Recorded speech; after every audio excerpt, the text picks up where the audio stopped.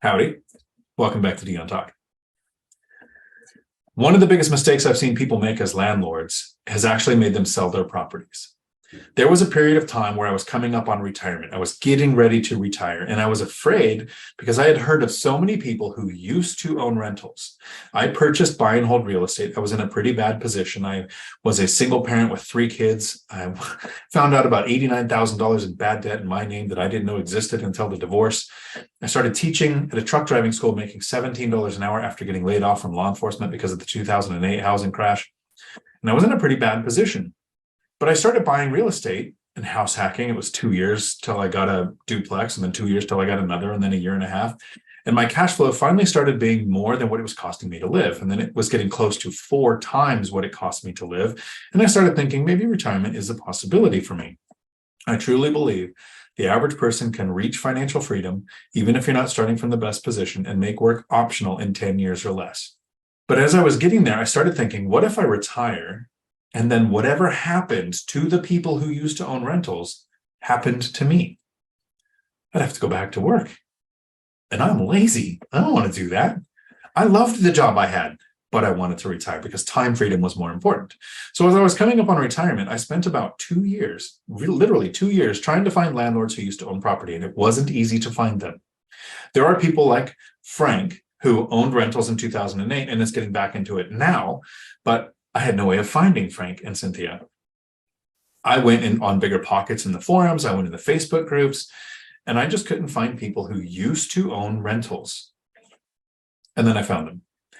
In the Choose FI and financial independent retire early communities, they're mostly stock owners.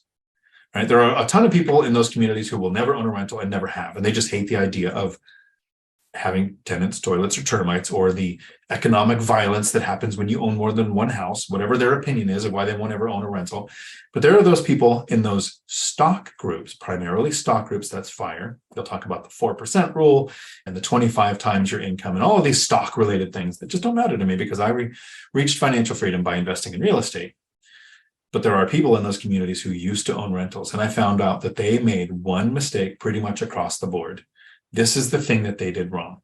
There were some instances where people said death in the family, divorce in the family, change in occupation, develop disability or serious health concern, or whatever reason why they got out of real estate, bad experience, lawsuit, kind of one-offs.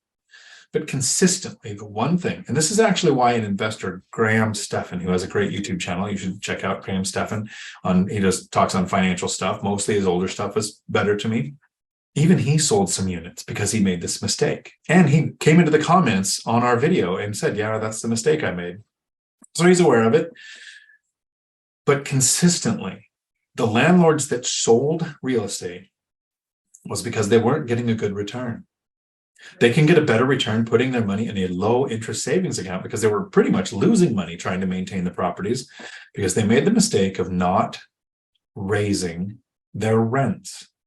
When you're in those financial independence retire early community chats or the Choose FI chats or the Mr. Money Mustache chats, and somebody doesn't realize that they don't like landlords, asks the question, how do I raise my rents? You get comment after comment after comment after comment of morons saying, don't raise the rent on a good tenant or you'll lose them. Well, I'm here to tell you in my own moronic terms, if you don't raise the rent on a good or bad tenant, you will lose the asset because you'll get a better return burying your money in the yard than you would having in an asset that could lose money. I'm not saying go jack up the rents because if you jack up the rents above area average, you are going to lose tenants, and tenant turnover is expensive. What I did is I came up with the binder method. I actually have a strategy that you can find at diontalk.com. On there, you can do 3 things. You can book an hour with me. You can take my course on financial freedom for the lazy person, or you can take a free course, meaning no charge, no hidden fees, on how to get your tenants to ask you to raise the rents and be happy.